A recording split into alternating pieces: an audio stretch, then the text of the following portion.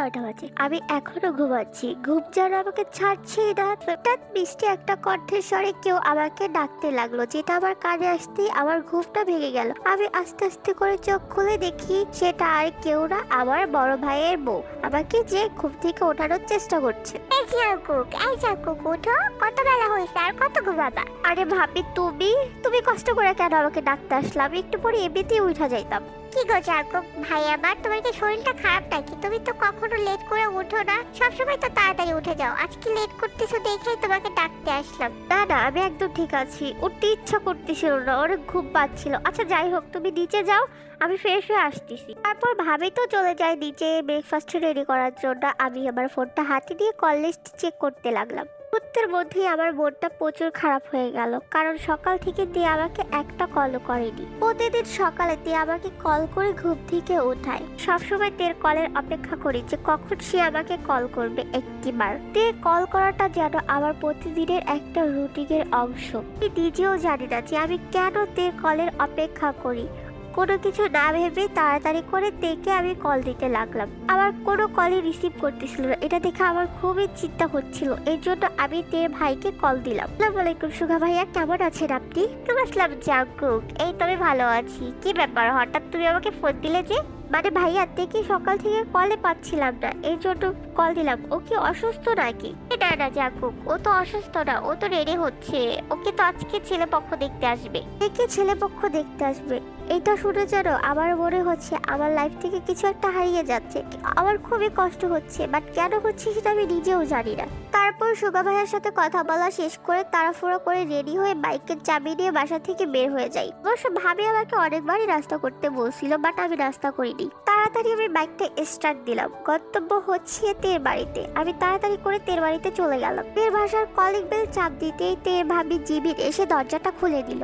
আরে জাকুক যে, কেমন আছো তুমি? আর কতদিন পর আমাদের বাসায় আসলা? তো আমি ভালোই আছি। তারপর আমি জিবিন ভাবি, সুগা ভাইয়া, আঙ্কেল আন্টি সবার সাথে কথা বলা শেষ করে তের রুমে চলে গেলাম। রুমে যেতে কিছু একটা দিকে চোখ পড়তে আমার চোখটা যেন আটকে গেল সেই স্থানে। হচ্ছে কেউ যেন সুপারগুলো আঠা দিয়ে আমার চোখগুলো আটকে রেখেছে। ভাবছেন কি দেখে আমার চোখ আটকে গেল? দেখে দেখে আমার চোখ আটকে গেছে। মনে হচ্ছে আকাশ থেকে কোনো এক লাল পরি নেমে এসেছে। তে একটা লাল কালারের শাড়ি পরেছে। দেখতে যেন লাল পরি লাগছিল। মাশাআল্লাহ, কারণ নজর জানি না লাগে। আমি যেন তের দিকে নেশালো দৃষ্টিতে তাকিয়ে আছি। অবাক হয়ে তের দিকে তাকিয়ে রইলাম। তের ওই খোলা চুল আমাকে যেন আরো পাগল করে দিচ্ছে। করছে তের ওই ঘাড়ে নিজের ভালোবাসার পরশটা ছুঁয়ে দেই। আমার এমন মনে হচ্ছে আমি নিজেও বলতে পারতেছি না। তের দিকে এইভাবে তাকিয়ে থেকে জানি আমি একটা ঘোরের মধ্যে চলে গেছি। মনের অজান্তেই তেকে বলে বসলাম, সত্যি তে, তুই খুবই সুন্দর, আজকে তোকে খুবই সুন্দর লাগছে। হঠাৎ এই কথা শুনে তে পিছনে ঘুরে দেখে আমি দাঁড়িয়ে আছি। তেকে ওইভাবে আমার দিকে তাকিয়ে থাকতে দেখে আমি তেকে যা বলে উঠলাম, তে এইভাবে ড্যাব ড্যাব করে আমার দিকে তাকিয়ে আছিস যে? আমি জানি আমি অলওয়েজ অনেক হ্যান্ডসাম। এবার এই কথাটা যেন তের একদম সহ্য হলো না, এই জন্য সে আমাকে একটা খোঁচা মেরে কথা বললো। আসছে হ্যান্ডসাম? তোকে মোটেও না হ্যান্ডসামের মতো লাগে না, তোকে একদম বুদ্ধরামের মতো লাগে। আমাকে বুদ্ধরামের মতো লাগে আর তোকে পেত্নির মতো লাগে। কথা বলে তুমি হাসতে লাগলাম। তে তো রেগে গেল, বলে তুই আমাকে পেত্নির মতো লাগছে? না না না, তোকে আজকে অনেক সুন্দর লাগছে, সত্যি বলছি। আমি জানি তো তুই আমাকে পান দিচ্ছিস। সিরিয়াসলি বিশ্বাস কর, তোকে আজকে লাল পরি লাগতেছে। Thank you. আচ্ছা যাই হোক, তুই হঠাৎ আমার বাসায়? হ্যাঁ, সেটা বড় কথা না। কথা হচ্ছে যে তোকে আমি সকাল থেকে এতবার কল দিচ্ছি, তুই আমার কল রিসিভ করতেছিলি না কেন? আমি সময় পাইনি, এই জন্যই তো তোর কলটা রিসিভ করতে পারিনি। আবার কল রিসিভ করবি বা কিভাবে? বসে বসে তো আটা ময়দা খুঁজতেছিলি। জাকুক, এগুলোকে আটা ময়দা বলে না, এগুলোকে মেকআপ বলে। মেকআপ এখনো মেকআপ চিনলি না? ফিউচার বউকে কিভাবে কিনে দিবি? হ্যাঁ বুদ্ধুরাম কোথাকার। বিশ্বাস কর, তোকে না দেখলে আজকে জানতামই না যে মেয়েরা এত কিছু ইউজ করে মুখে। লাইক সিরিয়াসলি, এই জন্যই তো বলি ওরা এত সুন্দর কেন, মুখগুলো এত চকচক করে কেন। এই জন্যই তো বলি আটা ময়দার দাম এত বেশি কেন। এই কথা শুনেই তো তে প্রচুর রেগে গেল। ইচ্ছা মতো কিল ঘুষি থাপ্পড় আমার চুলটা আছে, ওর যা ইচ্ছা হচ্ছে ও সেটাই করছে। আমি জাস্ট অবাক হয়ে ওর দিকে তাকিয়ে রইলাম। তো থাম, মার খাইতে খাইতে তো এবার অর্ধেকই মরে যাবো। তোকে মারতে মারতে আমি মেরেই ফেলবো। তোকে মারবো না তো কাকে মারবো? পারবো। আচ্ছা তুই কি সত্যি বিয়েটা করে ফেলবি? হ্যাঁ, ছেলেটা যদি আমাকে পছন্দ করে আর আমারও যদি ছেলেটাকে পছন্দ হয় তাহলে বিয়েটা করে ফেলবো। এই কথাটা শুনে আমার মনটা অনেক খারাপ হয়ে গেল। আমি মন খারাপ করে বসেই ছিলাম, হঠাৎ জীবিত ভাবে এসে তেকে দিয়ে গেল ছেলে পক্ষরা নাকি চলে আসছে। তেকে তো ছেলে পক্ষদের সামনে নিয়ে যাওয়া হয়, ছেলে পক্ষরা তো তেকে দেখে খুব পছন্দ করে। আরিফ সাহেব, আপনার মেয়েকে আমাদের খুবই পছন্দ হয়েছে। হ্যাঁ, ছেলের বউ করলে কিন্তু আমি তেকেই ছেলের বউ করবো। মিসেস আয়ুর কথা শুনে তো বাড়ির সবাই হাসতে লাগলো। মিস্টার লি, আপনার ছেলেকেও আমাদের খুবই পছন্দ হয়েছে। কি গো জিৎ, তোমার পছন্দ হয়নি? হ্যাঁ, আমারও খুবই পছন্দ হয়েছে। ছোট টুকরা একটা ছেলে, পছন্দ না হয়ে কি হবে বলো? মধ্যেই সুগা ভাইয়া যা বলে উঠলো। আব্বু আব্বু আঙ্কেল আন্টি, তে আর ইউনো একে অপরকে তো তেমন ভাবে চিনে না। ওরা একটু আলাদা ভাবে কথা বলে একে অপরের সাথে পরিচিত হয়ে নিলে ভালো হইতো। হ্যাঁ, সুগা কিন্তু কথাটা ঠিকই বলছে, ওদেরকে একটু আলাদাভাবে কথা বলতে দিলে ভালোই হইতো। আচ্ছা তে বাবুডি, তুমি ইউরোকে দিয়ে তোমার রুমে যাও। পড়তে তো ওর বাবার কথা মতো ইউরোকে দিয়ে তে রুমে চলে যায়।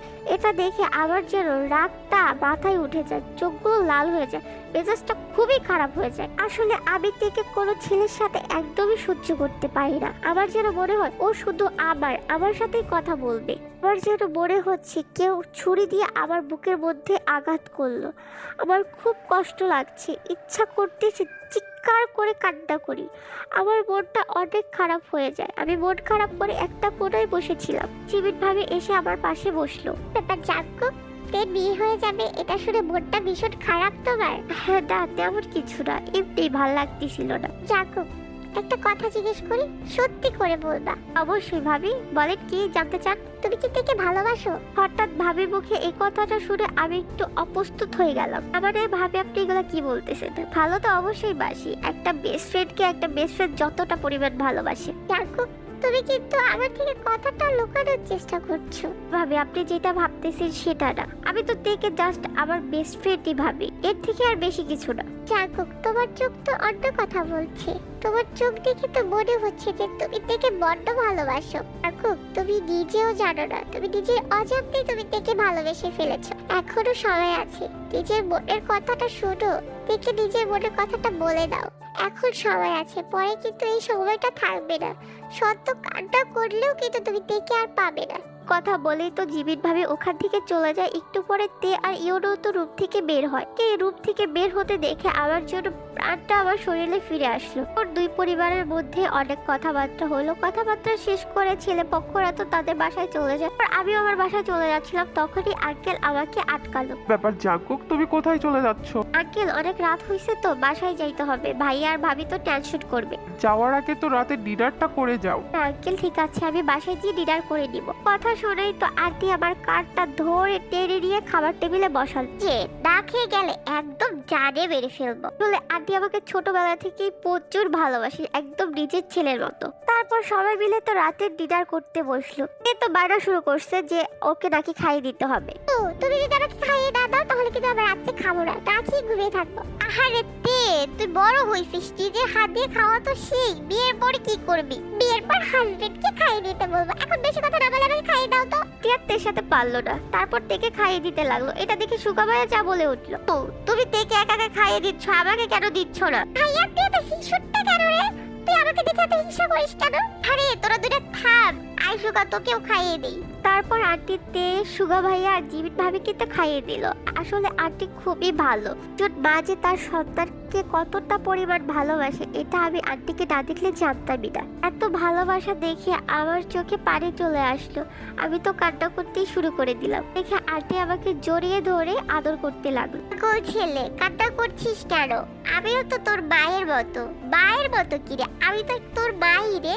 মায়ের সামনে সন্তান কান্না করলে জানিস মার যে কলিজাটা কত ফাইটা কান্না আসে। বাবা, কান্না করিস না। ওর সাথে সাথে কান্না করে দিল। আন্টি কান্না করতে করতে আমাকে খাইয়ে দিচ্ছিল। যেন মনে হচ্ছে আমি নিজের মাকে ফিরে পেয়েছি। আসলে আমার আব্বু আমাকে সেই ছোট্ট রেখে কার অ্যাক্সিডেন্টে মারা যায়। আমার বড় ভাই আর যেই হোক, সেই আমাকে ছোট থেকে নিজের হাতে বড় করে তোলে। মা বাবার অভাব বুঝতে দেয়নি। আরে আঙ্কেল আর জিনাটি তো আমাকে খুবই ভালোবাসে সেই ছোট্টবেলা থেকে। আব্বুর বন্ধু হচ্ছে আরে আঙ্কেল। এইদিকে সুগা ভাইয়া হচ্ছে আমার জিহব ভাইয়ার বেস্ট ফ্রেন্ড আর তে হচ্ছে আমার বেস্ট ফ্রেন্ড। ব্যাপারটা খুবই ইন্টারেস্টিং। রাতে ডিনারটা শেষ করে আমি তো বাসায় চলে যাই। ব্যাপার জাঙ্কুক, এত রাত পর্যন্ত তুই কোথায় ছিলিস? ভাইয়া তের বাসায় ছিলাম, থেকে তো আজকে ছেলেপক্ষ দেখতে আসছে, এই জন্য আর কি আন্টি আসতে দিচ্ছিল না। হ্যাঁ, সুগা তো আমাকে বলছিল যাইতে, বাট আমার তো সময় ছিল না, এই জন্য আর কি যাওয়া হয়নি। হয়েছে, তোমরা দুই ভাই অনেক কথা বলছো। এই জাঙ্কুক, বসো তো, রাতের খাবারটা খেয়ে নাও। সকালে তো না খেয়ে বাসা থেকে বের হয়ে চলে গেছো। রাত্রে খাবো না, তের বাসা থেকে ডিনার করে আসছি, তোমরা খেয়ে ঘুমিয়ে পড়ো। পর আমি আর কোনো কথা না বলেই রুমে গিয়ে বেডে শুয়ে পড়লাম। তা আজকে বড্ড ক্লান্ত, বাট চোখে এক ফোঁটা ঘুম আসছে না। বারবার জীবিত ভাবে সেই কথাটাই আমার মাথার মধ্যে ঘুরপাক খাচ্ছে, যে সত্যি আমি কি থেকে ভালোবাসি না একজন বেস্ট ফ্রেন্ড ভাবি। এই কথা চিন্তা করতে করতে তো আমি রাত্রে ঘুমিয়ে পড়লাম। এভাবে আরো এক সপ্তাহ পার হয়ে গেল। একদিন সকালে তে আমাকে অনেকগুলো কল দিল। তের কল বাজতে আমার ঘুমটা ভেঙে গেল। হ্যালো তে। হ্যাঁ বল, এত সকালে কল করছিস যে? কোকের বাচ্চা, তোর সকাল থেকে কতগুলো ফোন দিতেছিস, তুই আমার একটা কলও রিসিভ করতেছিস না। আই হোক, আমরা প্রতিদিন যে রেস্টুরেন্টে বসে আড্ডা দিতাম, তুই তাড়াতাড়ি সেই রেস্টুরেন্টে চলে আয়।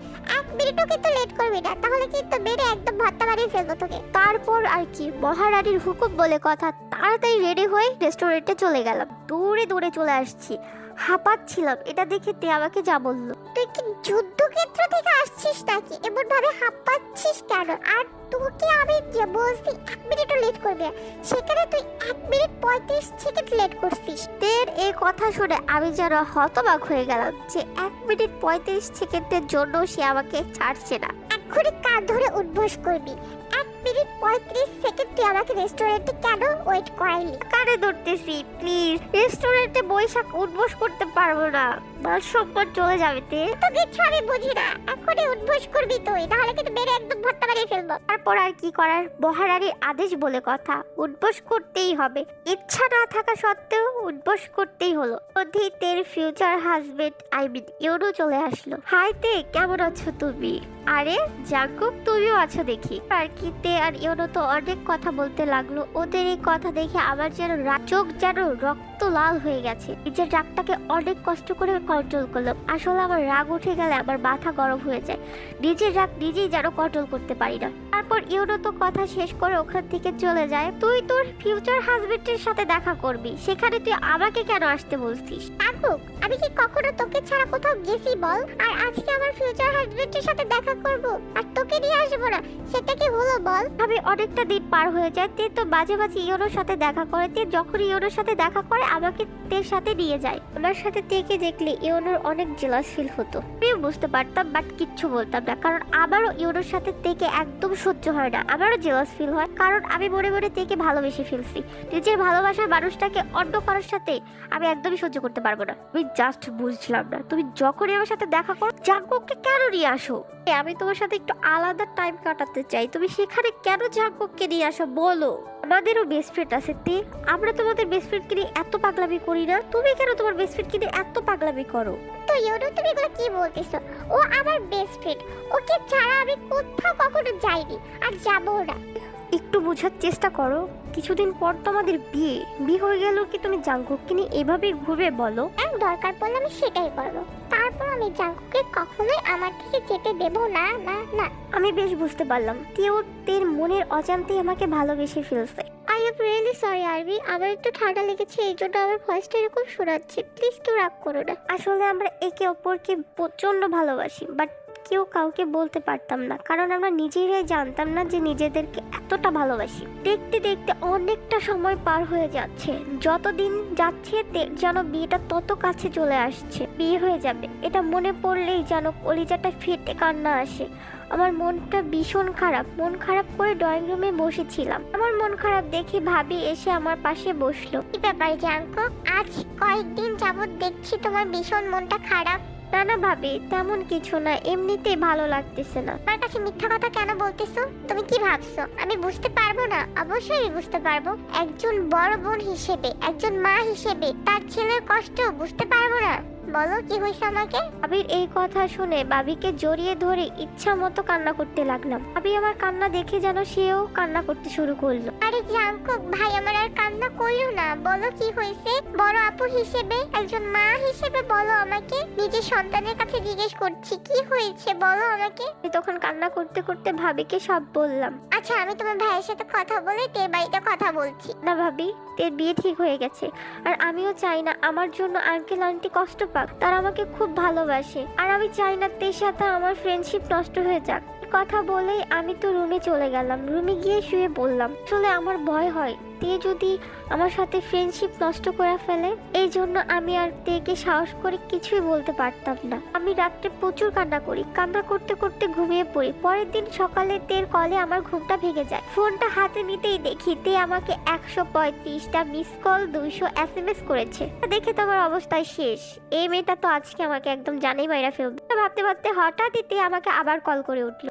ভয়ে ভয়ে তের কলটা রিসিভ করলাম। যা ভেবেছি সেটাই হয়েছে। এ তো আমাকে ইচ্ছা মতো বকতেছে ফোনের মধ্যে। তোকে আমি কতগুলো ফোন দিছি, তোকে আমি কতগুলো SMS দিছি, হ্যাঁ তুই আমার একটা কলও দেখিস না, একটা SMS এর রিপ্লাই দিস না, হ্যাঁ তুই কি করতেছিস, হ্যাঁ এখনো পরে পরে ঘুমাচ্ছিস। আমি যদি আসি না তোকে একদম মেরে তক্তা বানিয়ে ফেলবো। এর কোনো কথা না শুনে কলটা কেটে দেই, কারণ আমার প্রচুর ঘুম পাচ্ছিল। মনে হচ্ছিল যেন স্বয়ং ঘুমের রাজা এসে আমাকে ঘুম পাড়িয়ে দিচ্ছে। আমি ঘুমাতে ঘুমাতে মনে হচ্ছে রাজ্যে চলে গেছি। হঠাৎ করে গালে থাপ্পড় আসতেই আমার ঘুমটা ভেঙে যায়। আমি তাড়াতাড়ি করে উঠে দেখি তে আমার সামনে দাঁড়িয়ে। তো আমাকে ইচ্ছা মতো বকতেছে আর মারতেছে। হঠাৎ তে পা পিছলে আমার উপরে পড়ে যায়, একদম আমার ঠোঁটের সাথে তের ঠোঁট মিলে যায়। জাঙ্কুক সরি আমি বুঝতে পারিনি। আচ্ছা তুই রেডি হয়ে নিচে আয়। এই কথা বলে তে তো রুম থেকে চলে যায়। আমি তের যাওয়ার দিকে অপলক দৃষ্টিতে তাকিয়ে থাকলাম। তারপর তাড়াতাড়ি রেডি হয়ে তে আর আমি তো বাসা থেকে বের হয়ে গেলাম। তে আজকে তার বিয়ে শপিং করবে। তোর দুজন মিলে তো শপিং মলে চলে গেলাম। তে তো অনেক ড্রেস কিনতেছিল, এত পরিমাণ শপিং করতেছিল কি আর বলবো। তা রেখে যে কোনটা নেবে সে নিজেই কনফিউজ। আচ্ছা জাঙ্কুক দেখ তো এই পিঙ্ক কালারটা দিব না এই যে পার্পল কালারটা দিব। তে তুই ওই হালকা পার্পল কালারটাই দে, ওটাই তোকে বেশ মানাবে। আচ্ছা থ্যাংক ইউ, তুই যেটা বলবি সেটাই দিব। তে যেন বিয়েটা নিয়ে খুবই এক্সাইটেড। তেটা মেয়ে যেন বিয়ের জন্য খুবই এক্সাইটেড থাকে। তেও কোনো অংশে কম না, সে অনেক শপিং করলো। অবশেষে তের শপিং করা হইলো। আমি বুঝি না মেয়েরা এত শপিং কেমনে করে ভাই। ও যে কত ধরনের শপিং করছে, মানে ওর শপিং দেখে আমি শিহরিত। দেখতে সেই দিনটা চলে আসে। আজ তের গায়ে হলুদ। বিয়ের আগেই তো তে জোর করে ওদের বাসায় আমাকে নিয়ে আসে, সাথে ভাইয়া ভাবিকেও। তে স্টেজের উপরে বসে আছে। তেকে দেখতে আজকে খুব সুন্দর লাগতেছে, একদম যেন একটা হলুদ পরি। মধ্যেই তো তের হলুদের অনুষ্ঠান শুরু হয়ে যায়। সবাই তো তেকে হলুদ লাগায়। তে আজ বেশ খুশি, কারণ আজ তের হলুদ অনুষ্ঠান। মেয়ের বিয়ে নিয়ে প্রচুর স্বপ্ন থাকে। চোখটা কি বেইমান, নিজের হয়েও পরের জন্য কান্না করছে। নিজের অজান্তেই যেন আমার চোখ ভিজে যাচ্ছে, চোখে পানি চিকচিক করছে। কষ্টে আমার কলেজা ফেটে যাচ্ছে। নিজের ভালোবাসার মানুষের বিয়ে, তার থেকে বড় কষ্ট হয়তো আর পৃথিবীতে নেই। বাবা মাকে হারিয়ে যেটুকু কষ্ট পেয়েছি তার থেকে দ্বিগুণ কষ্ট জানি আমি এখন পাচ্ছি। আসলে ভালোবাসার মানুষগুলো হারিয়ে গেলে প্রচুর কষ্ট পেতে হয়। আমার এই কষ্টটা আমার ভাই ভাবি বুঝতে পারছিল। আমার ভাই অনেকবারই সুখা ভাইয়াকে বলার চেষ্টা করছে। আমি প্রতিটা বাড়ি ভাইয়াকে বাধা দিয়েছি, কারণ তের খুশিটা আমার কাছে সবচেয়ে বেশি দামি। এর হলুদ শেষ হতেই ডান্স শুরু হয়ে গেল। সবাই মিলে নাচানাচি করছে, খুব আনন্দ করছে। আর আনন্দ হলেও যে আমার মনের মধ্যে কোনো আনন্দ নেই। আমার প্রচুর কান্না করতে ইচ্ছা করতেছে, বাট ছেলে মানুষের কান্না করতে নেই। যেন মনের অজান্তেই চোখ থেকে পানি টপ টপ করে পড়ছে। একটা করে বসে বসে কান্না করছি। তে আমার পাশে এসে বসলো। কোনো কথা না বলেই সে আমাকে জড়িয়ে ধরলো। চলে যাবো দেখে কান্না করছিস?